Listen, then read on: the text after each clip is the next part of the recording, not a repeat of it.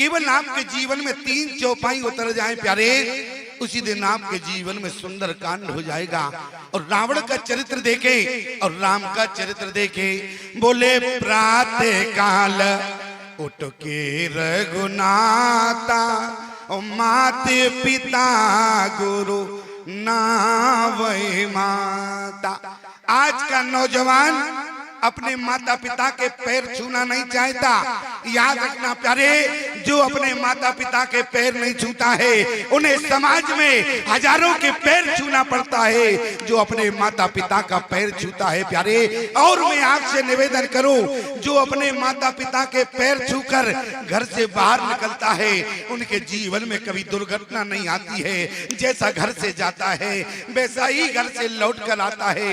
मैं केवल इतना कहना चाहता हूं प्यारे, आज एक मंदिर में एक इंसान के द्वारा प्राण प्रतिष्ठा की हुई, उस मंदिर पर तो तुम प्रतिदिन माथा टेकने जाते हो, लेकिन जिस मंदिर में, जिस भगवान में प्राण डालने वाला स्वयं भगवान है प्यारे, उस मंदिर को तुमने आज तक अपना सिर नहीं नवाया और भगवान से तुम सुख की कामना करते हो।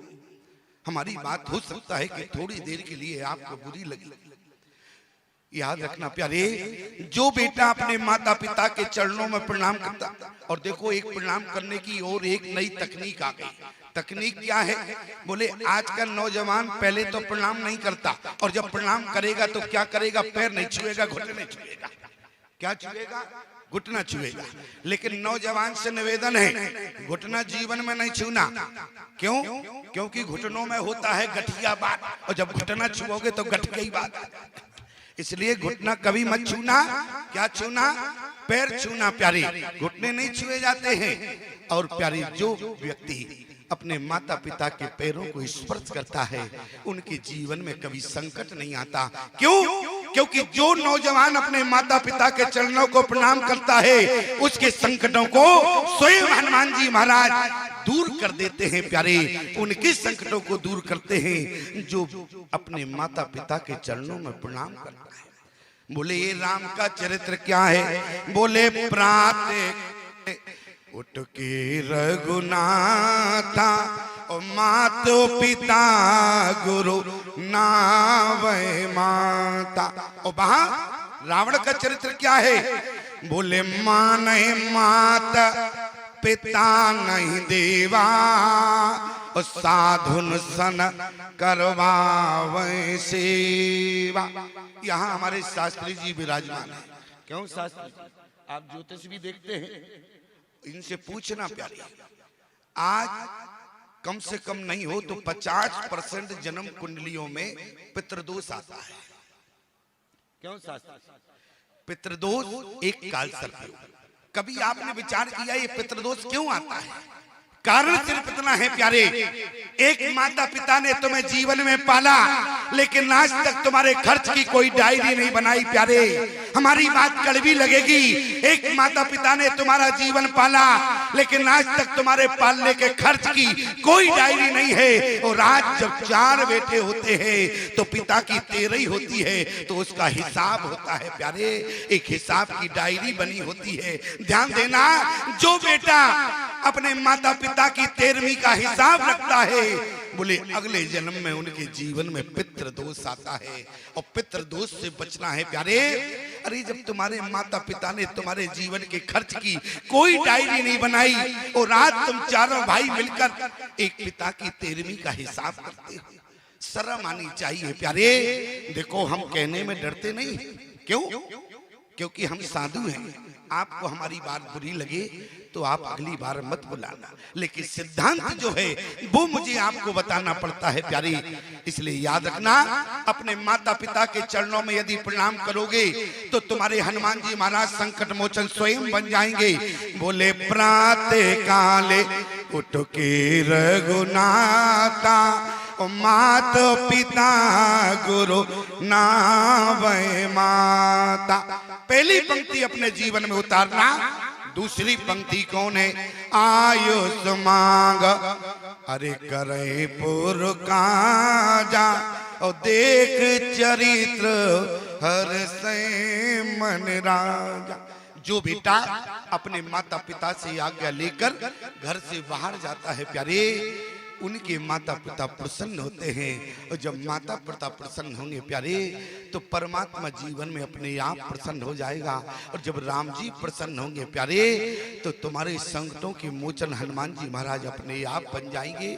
इसलिए ध्यान देना, प्रातः काल उठ के रघुनाथा, माता पिता गुरु नावै माता, आयुष मांग करे पुर काजा, देख चरित्र हर्षय मन राजा।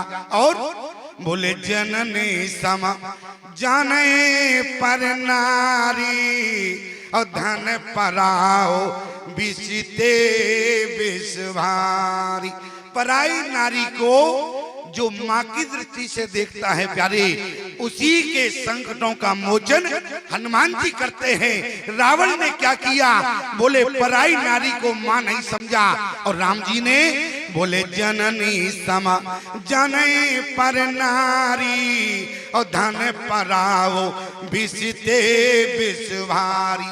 याद रखना प्यारे, इन 3 चौपाइयों को अपने जीवन में उतार लेना प्यारे, तुम्हारे संकट मोचन हनुमान जी बन जाएंगे। चरित्र दोनों रहे, लेकिन रावण के चरित्र की विशेषता रही प्यारे।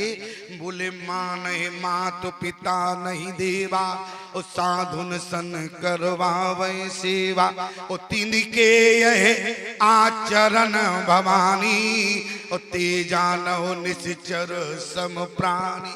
इसलिए प्यारे, मैं आपसे केवल यही निवेदन करूंगा कि पूरी रामचरितमानस रटने की जरूरत नहीं है। आप तो केवल मानस की 3 चौपाई उतार लेना, तुम्हारे संकट मोचन हनुमान जी बन जाएंगे।